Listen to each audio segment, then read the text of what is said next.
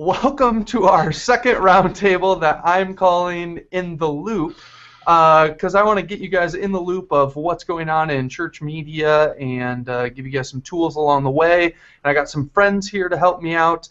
First up, we have Andrew from ProGuide.io. Say hello. Hello, and I am ProGuide as well. So. ProGuide, yes, good, that's good. And then we got Dan from DanStevers.com. Heyo.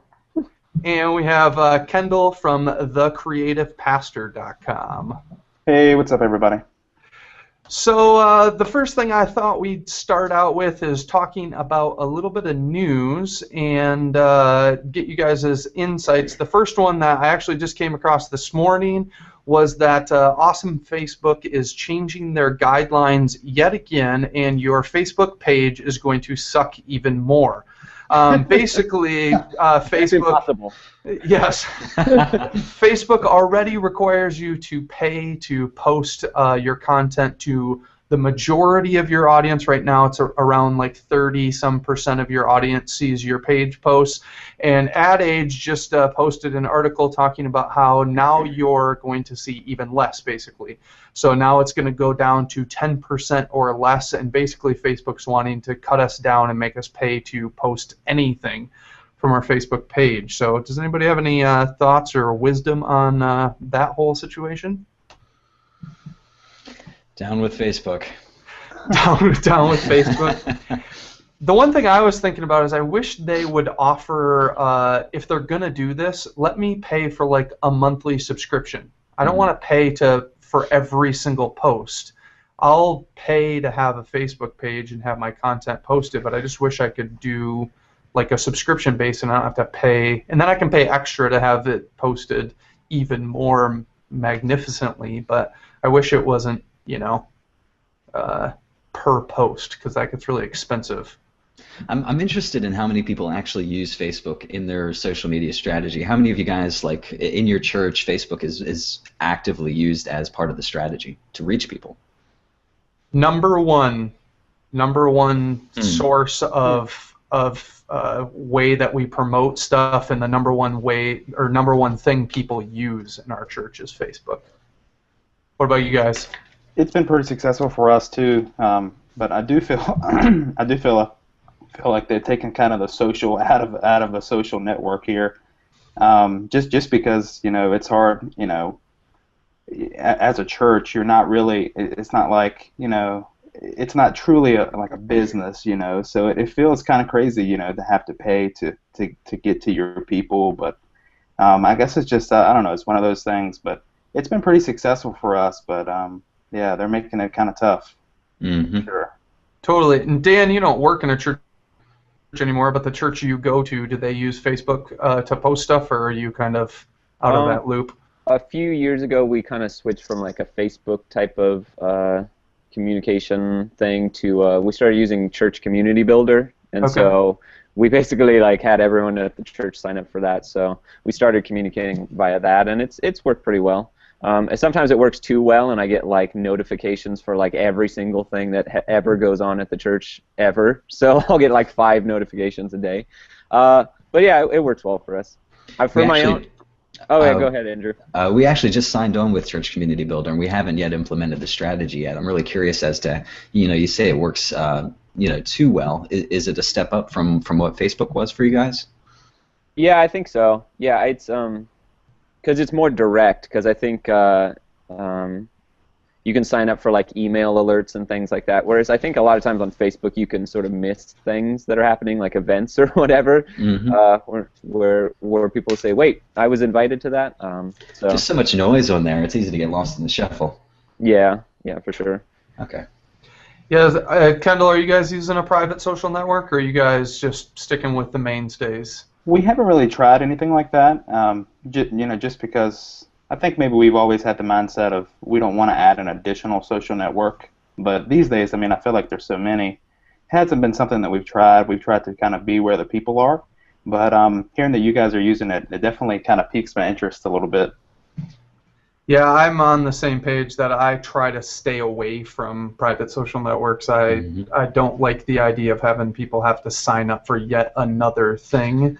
So yeah, so it's interesting hearing that it's working for some people. I built a plugin for serving that's all based around the idea that I hate private social networks, that you don't have to, it's all on our website and it's all done via email, you don't have to sign up for any service, and it works extremely well for us. I mean, we had somebody post, it's a serving-based plugin, and we had somebody post that their car was dying, they needed to get to work, and did anybody have a loaner they could use? And somebody posted this morning, like, I have a free car for you. You can take my car, and it will be perfect for you. And Dang. you know, it's pretty awesome how it works. And that was within 2 days that was fulfilled, basically.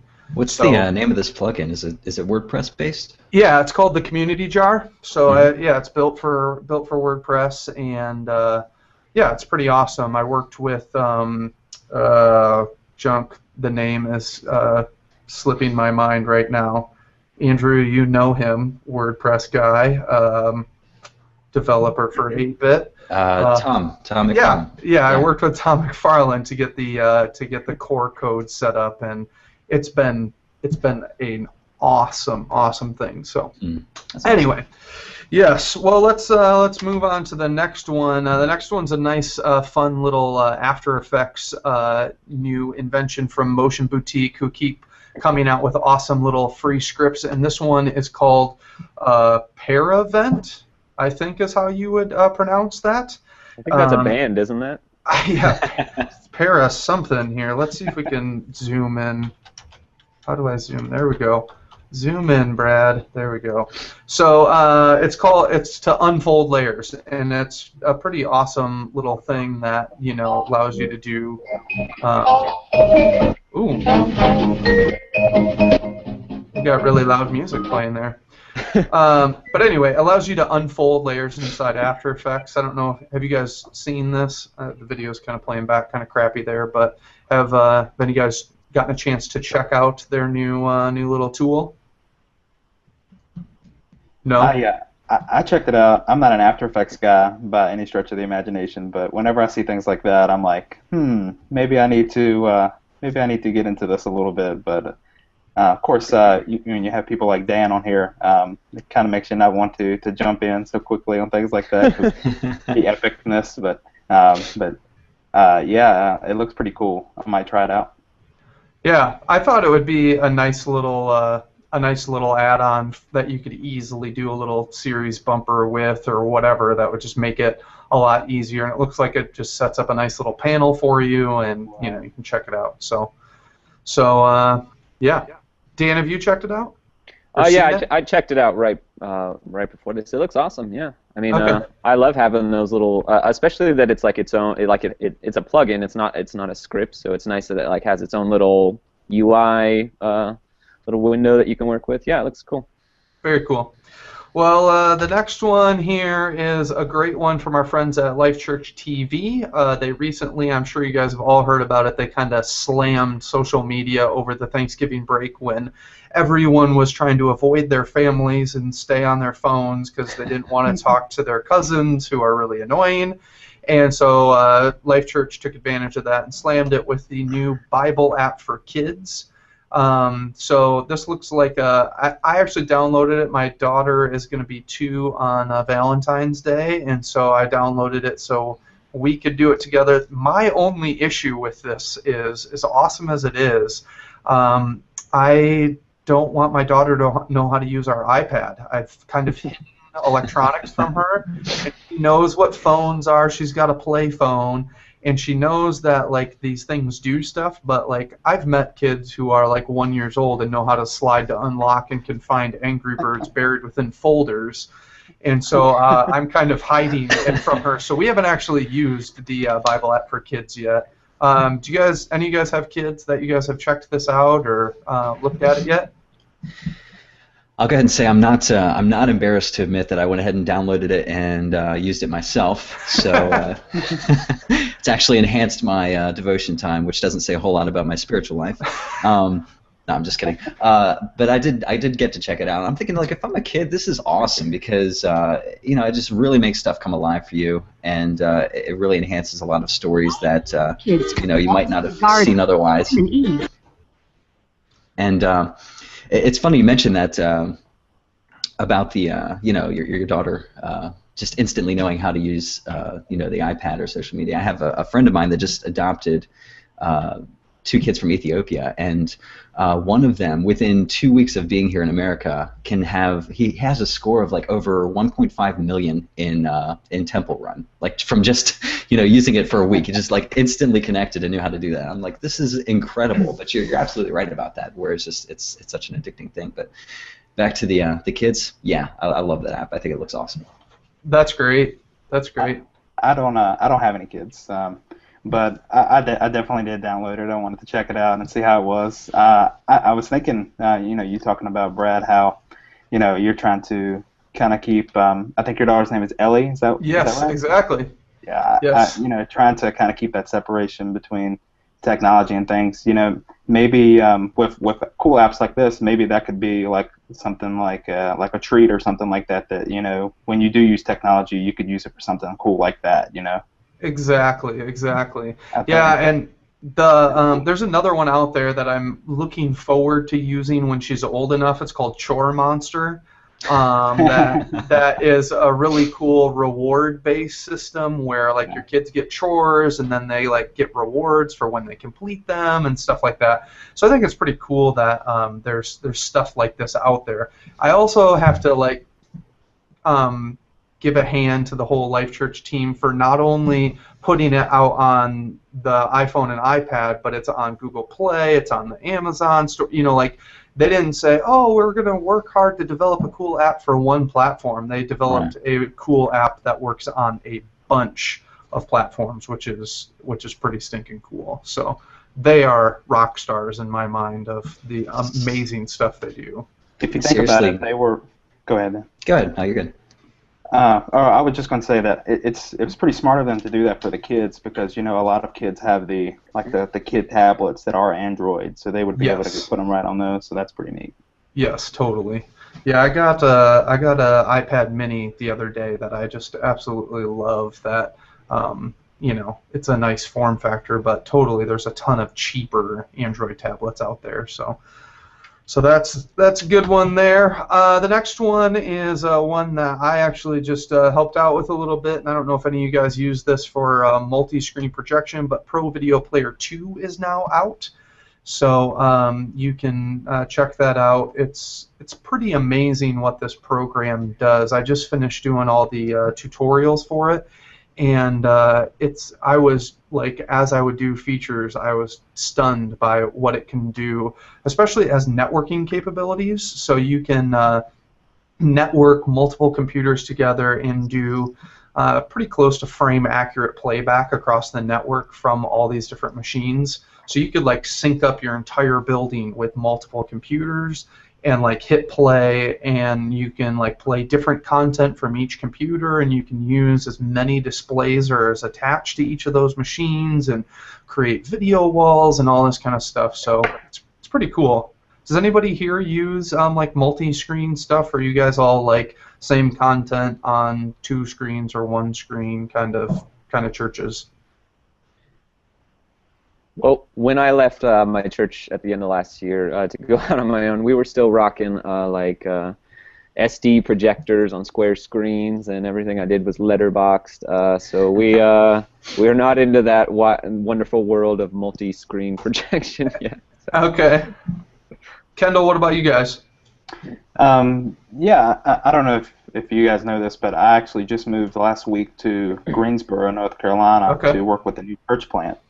So we're preparing to meet in a theater church. So we're definitely looking at Pro Video Player to be able to use that huge massive screen that we'll have in the theater. But we're not launching until September, so we have a little bit of time to kind of see what we're working with there. Yeah, you got to find some 4K content and stuff for it. Yeah, that's right. Exactly. Yeah. So are they letting you use the theater's projector? For sure. They're I think they're NEC projectors, and they're actually 2K. So yeah. Wow. But yeah, we'll have some. I think we have some pretty cool projects in mind that we really want to do. So it should be really interesting. That's awesome. Andrew, what about you guys? Are you guys rocking multiple screens? Are you SD age? No, we do have HT screens. We use per presenter, and it's just the same content on both. But I absolutely love what Renewed Vision's done with all this stuff. Because anytime you go to a concert, Christian, non-Christian, secular, any place that you go, any environment, the bad people. The evil ones. Yes. They have this, everything on the stage is run by pro video player, pro presenter, and just every time I look back into a sound booth, I see that go on, and it's solid. I mean, they've built a solid product, and if that scenario were upon us, I think that's the first place we'd look for it, for sure. Yeah, I was actually talking to Trent Armstrong from Renewed Vision, or from Igniter Media yesterday, and I was like, yeah, it's kind of crazy how this could work. Like, imagine showing up at like the Echo conference and there's content playing in the lobby and it's a part of the presentation and it's all linked together, run by one machine, and you're like walking through the lobby, part of the presentation, then you walk into the main room and sit down and the presentation continues and it's all seamless, and like the text is rolling from those lobby computer or screens to the screens in the main room, like. And the same thing, like you walk out and you see content flowing with you and you're like moving throughout a facility and having the content move with you would be like an amazing experience to be a part of. Pretty epic. It'd be pretty showy, for sure. So those who aren't into the showiness, it'd be a little showy, but it would be pretty cool, especially for a conference. Definitely the opportunity to do a lot of cool stuff with that. It opens up some new possibilities for sure. Totally. Okay, well, this next one's an interesting one for any of us who have facilities. I don't know if you guys know, but right now, I think you have to hire a photographer for it, but you can actually do Google Street View of your building, the inside of your building. You can hire a photographer and they can do 3D maps of the inside of your building. Well, Google Maps just rolled out a new thing that allows you to actually do your own Google Street View outside. So you can set up these street views, and this is like a little demo that's showing a guy who did like a hike in England someplace, I think. I don't know where it is. Ireland, the UK. That's all of it, right? Anyway, so you can go and take these photos, and I don't even think you have to have panoramic lenses. You can do it without, and it will just, and then you can map where it is on a map. So for people like, I don't know, Willow Creek, who have these giant campuses, you could actually do a street view of all of the sidewalks and the nature trails and all that stuff. But you could do a walk up to your building, or from if you're in San Diego, I was at a church there, and they, since it's nice year round, they have all of these buildings that you walk between and all that kind of stuff. So you could actually do a street view version of your campus outside, which is kind of cool. Anybody think this is interesting or not really? Do you see any use for it in the church? I think it's really interesting. I mean, my church actually had me make videos that were essentially the same thing, of me walking with the camera saying, "Hey, here's how you get to our new children's center." So I think it's really helpful for people. I think we take it for granted when we've been at a big church for a long time that we know how to get everywhere. But like when you're a first-time guest at a pretty big campus, it can be pretty overwhelming to even know where to go. So I think it's a great idea. I was going to say, those videos are really helpful. I visited a church not too long ago, and they had something like that kind of walked you through first-time visitor experience, and it was really helpful. Definitely made me more comfortable when I was visiting. So yeah, I guess adding another layer to that would be really cool. Have any of you seen a business that has that inside? I've not actually seen anybody who has. I mean, I've seen the demos, but I don't know of anybody beyond the demos that have that. I think there was a go-kart track or something in Baltimore or something that I saw like that, went around like the track or something. I don't know. That would be it. It's so cool. Yeah, I mean, it's fun.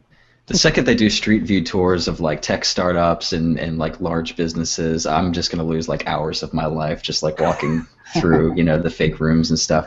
I can't. I don't see the. I know there is a practical use for it, for sure, for larger campuses. I kind of see it as just a small piece of a larger thing that Google's building here to just give everybody ownership of everything.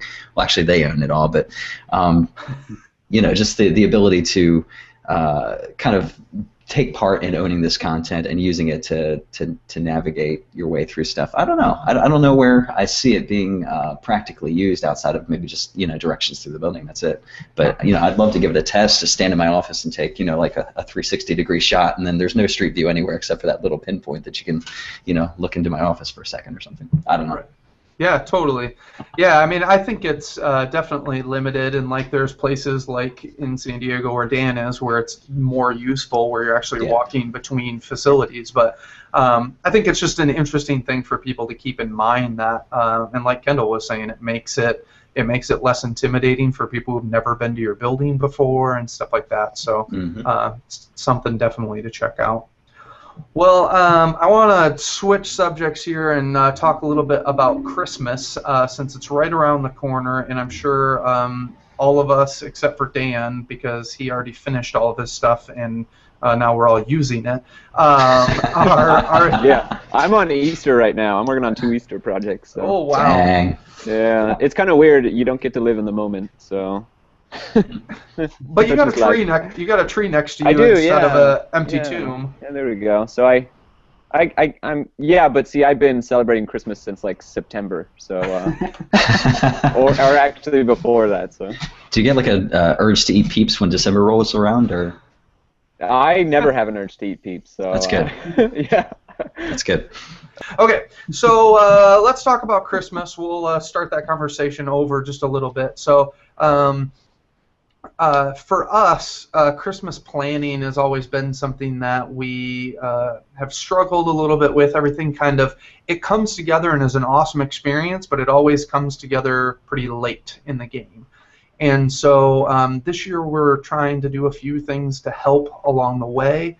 The one big thing that we did, or that I'm trying to do, is document some of the continual things. So we do a big, huge light canopy in our main gathering space, and we're documenting exactly where every single strand goes and labeling everything, so when we pull it out next year, it's just that much faster to set it all up. Because we don't have a lift, so we have to get on an extension ladder to go up 24 feet in our room, which is kind of crazy. You know, and then we use magnets and a big, long extension pole to link it up to the ductwork. It's pretty cool looking, but we're trying to make some of that stuff a little easier. And the same goes with our gathering.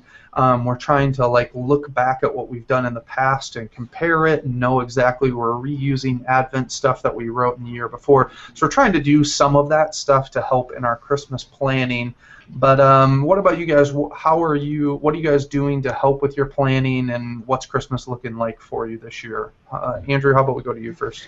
Yeah. Just to jump off of what you said, you know, 2 things come to mind. First is, it's so interesting how there's always the pressure to make Christmas something bigger and better than it was last year. You know, it's like this external pressure we put on ourselves, where it's like, it's the birth of Jesus. What can you do to add to that? You know. Exactly. But it's still there nonetheless to make a big deal about it, because it is celebration. It is something you want to do. But one of the resources that really helped us out a lot is just Planning Center. If you've never checked it out, PlanningCenterOnline.com, they've got a fantastic tool you can use to lay out the order of your service. You can kind of drag and drop different chunks of your service and see how it flows together. And that was super huge for us for Christmas Eve, because we started using it last Christmas Eve. And then this year, as we're planning for the services, we can, you know, all get around the table and not just be based on somebody's conjecture of, well, I remember it was pretty good, and I think we did communion, and I don't know what else we did, you know. We're able to actually go in there and see specifically what worked and what didn't work. And so Planning Center has just been, it's been huge for us. It's been good. Yeah, because you guys last year you had like Mariah Carey come and do Oh Holy Night, right? Wasn't that what we did? We did, and I think Bruno Mars is on tap this year, but Okay. I haven't heard back from him yet. So. Yes. Okay. Well, hopefully he'll get back to you. Dan, what does Christmas planning look like for you as a producer of media? When do you start all of that, whole conversation and all that stuff? Well, I mean, that's one of the benefits of like working on my own right now, because when I was working for the church, I think our Christmas planning, I think we still, maybe in a few days, I'd finally start getting to work on a video. So I usually had about 2 weeks, which was always like 2 insane weeks, and I was usually like running over the files, saying, "Don't start yet," before the service starts. So for me now, I have the luxury of working a few months in advance. I think I started working on Christmas in about August. I had everything wrapped up about 2 months ago. Yeah, so now I'm on to Easter now, and I am not living in the moment at all. So I am celebrating Jesus' resurrection as everyone else is celebrating his birth. So yeah, 30 some years apart, or a couple months for Dan.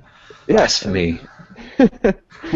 So, Kendall, what about you? What does it look like for Christmas planning for you normally? I know you're not in a normal situation this year.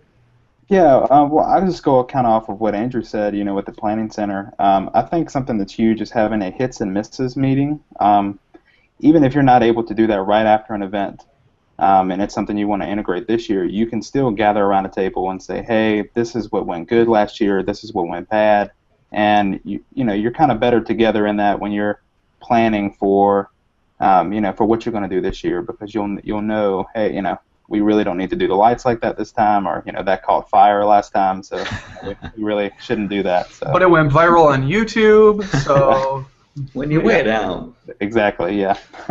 Yeah, I totally agree with Kendall. I think that's one of the biggest things that we can miss in our church programming is debriefing these services, especially because after Christmas, everyone just wants to breathe a sigh of relief and go sleep for 2 days or something.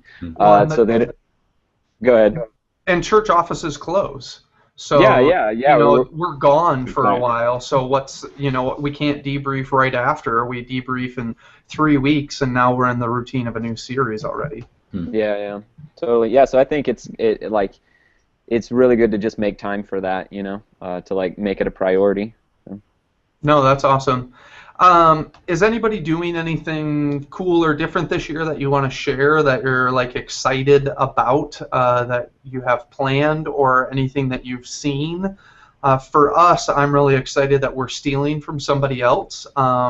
We're Church on the Move wrote this piece called "There's a Light," and we're gonna try pull that off. It's a pretty cool kind of performance-y piece that we're gonna do during the candle lighting portion of the Christmas Eve gathering. So I'm excited for that one. We're actually unfortunately the guys on staff didn't really like the script they had wrote. So I have to redo the whole video portion of it and the voiceover portion. But we have the song, so the song's good, and we're going to do that portion. So anybody else doing anything cool or have seen anything cool? Yeah, this Sunday we're actually opening with Carol the Bells Trans-Siberian Orchestra, and nice. We've got 2 guys in our congregation that are completely made for the 80s, and just the metal power stance with the guitar and everything. So that should be phenomenal. Really excited about that, and it's interesting how sometimes your tools are what limits you. Our lighting is the last thing that needs to be upgraded, and so I'm just excited about seeing if any fires, like you said, Kendall, get started, or if we can, at least burn out some bulbs doing this thing. But nonetheless, the music should be exciting. It's a great way to kind of open the service and get people, get people warmed up a little bit. Totally.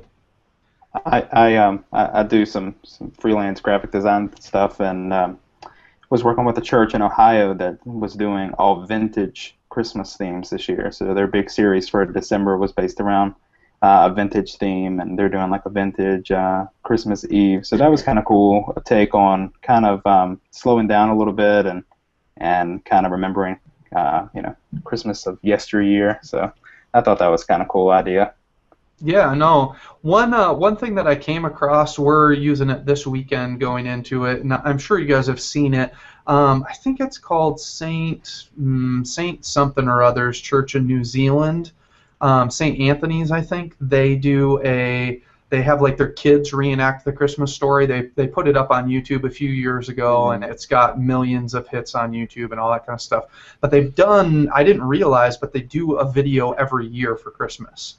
And the videos are totally free for anybody to use in their churches. They say, like, we want people to use these, just don't, broadcast them. So I don't know what that means for live streaming, but they're making a new one, and it comes out. I guess they're showing it this weekend, so they said it would be posted on the 15th. So we're showing the first one they did from a couple years ago, and then we're going into Hillsong's "Born is the King," which is like a fun little banjo song that I get to whip out my banjo. Wrong hands here. I get to whip out the banjo and play a little banjo action. So that'll be fun this weekend to play a little bit of that. But that's an interesting one for people to check out if you're looking for like a fun little take on the Christmas story. So yeah, those are like my wife's favorite Christmas videos.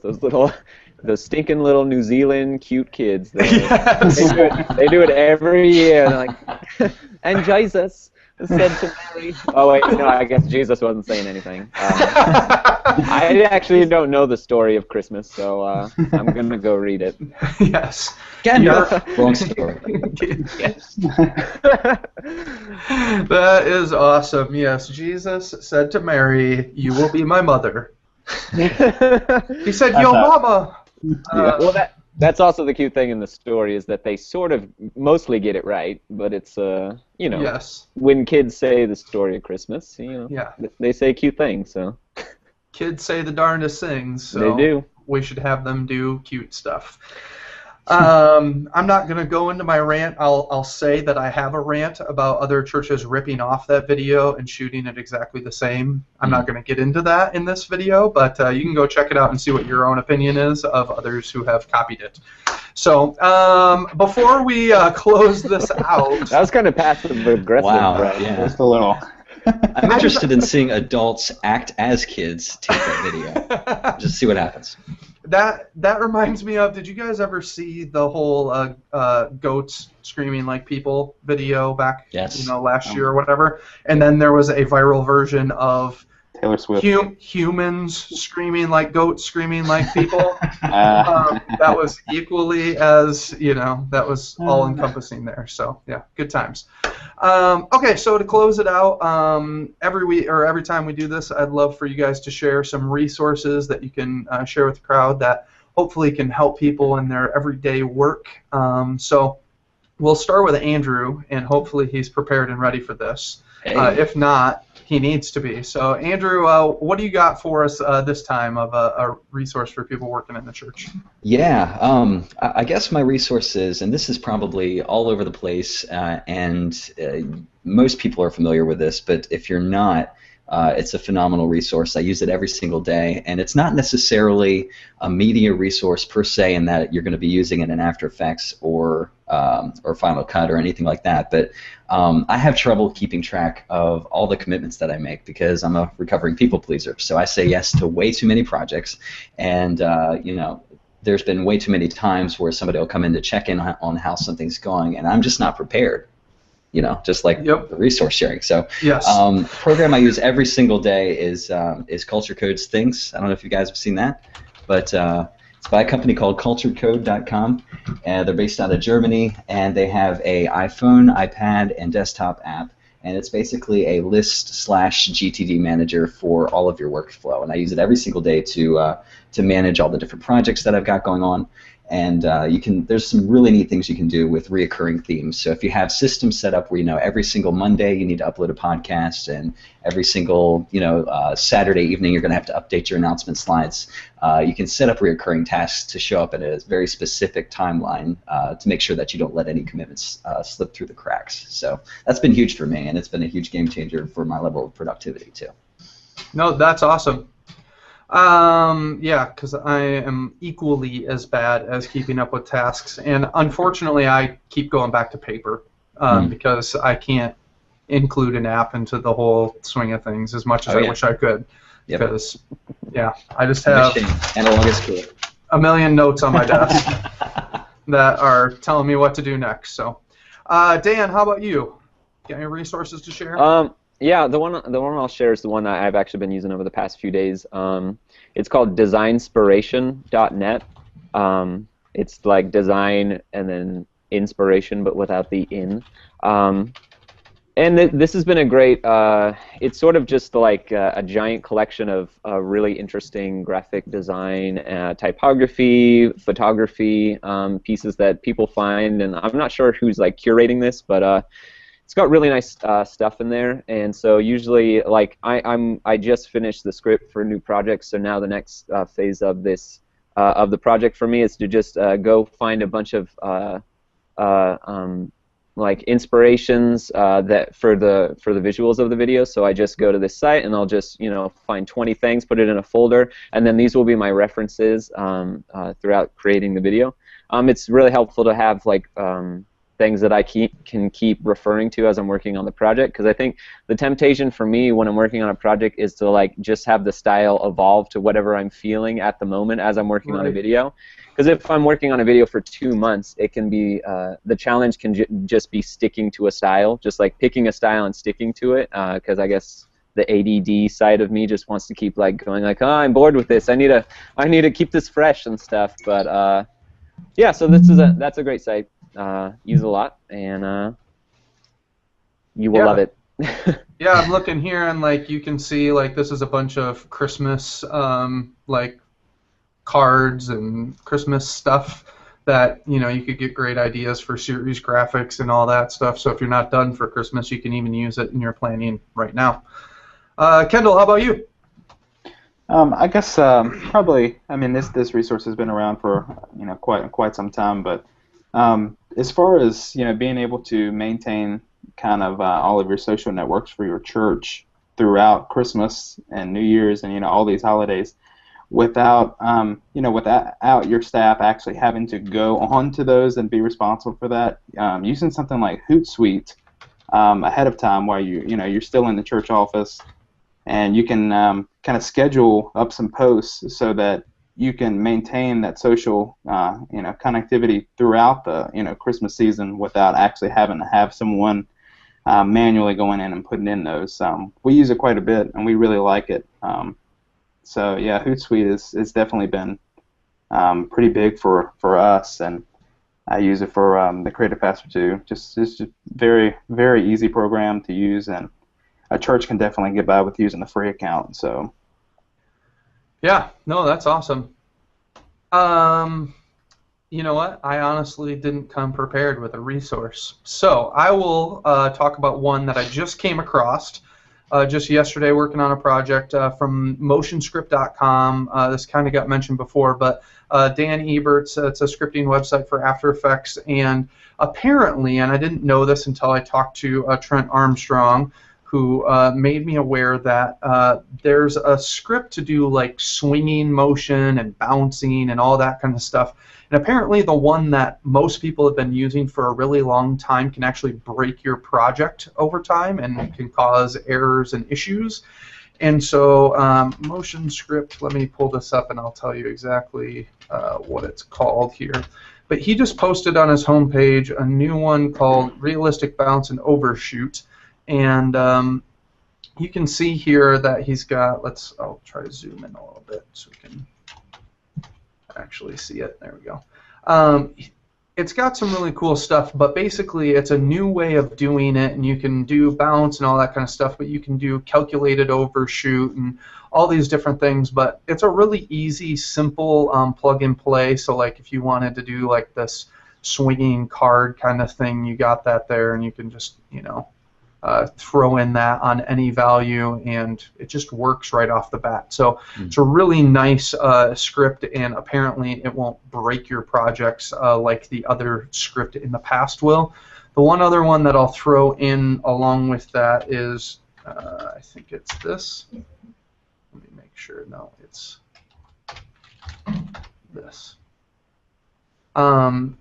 If you're wanting to do any realistic animation, and I wish I was doing this on my current project, I think Dan's used this in the past. It's called DUIK, and it's for doing animation of characters and doing, inverse kinesthetics or kinematics, or regular kinematics, and linking objects together so your arm pulls right and all that kind of stuff. So, and it's actually free, and it's pretty cool. Dan, have you used this before? I have not used it actually. Yeah, it's only been in like the past year that I've come across that, and I haven't done any sort of like character animation stuff in After Effects since then. But yeah, I look forward to checking it out because that's such a pain in the butt to do in After Effects if you're just trying to like link nulls and and try to like animate everything individually. It's a pain in the butt. So. Totally, yeah. So that's another interesting one that people can check out. That's pretty cool. So just search for DUIK on Google, and you can find that all there. So to end this out, Andrew, you want to sign off and tell us where we can find more of your stuff and anything new that you got going on? Yep. Proguide.io, Proguide.io, interviews with people in business technology and creativity, some really good interviews with media people from NewSpring and Elevation, creative departments, really humble guys, lots of great ideas there. Awesome. And Dan, what about you? Well, you can check out my site, which is my own name, because I'm very uncreative and never had a company name. And that's about it for me. Yeah, and you got some great Christmas mini-movies that people can check out. Yeah, I have two new ones called The Christmas Gospel and Truman Better, which is the least Christmassy Christmas video you will ever see. And that's sort of my claim to fame. Or not my claim to fame. I should say that's my... That's what I try to do every year. Is I try to do a non-Christmassy Christmas video. Last year I did one called Presents, and I guess I just have a heart for talking about Christmas without Santa and snow. So. But you do have some videos that include snow and Christmas items, so that and it's not to say that I hate Christmas, because I love Christmas, but sometimes I think that it can sort of take it can sort of push Jesus out of the limelight a little bit. So as long as they're stop motion, I'm okay. Okay. Yes. Yeah, and Dan's got some great freebies. He's got Porcelain Christmas and some winter-themed stuff that he posted last year, so to make sure to check those out as well. And what about you, Kendall? Yeah, you can check out thecreativepastor.com. We've got some Christmas posts coming up next week, so yeah, definitely be on the lookout for those. Nice. Somebody who plans ahead. I write my posts minutes before they go live. I just came up with yours, so it's all good now.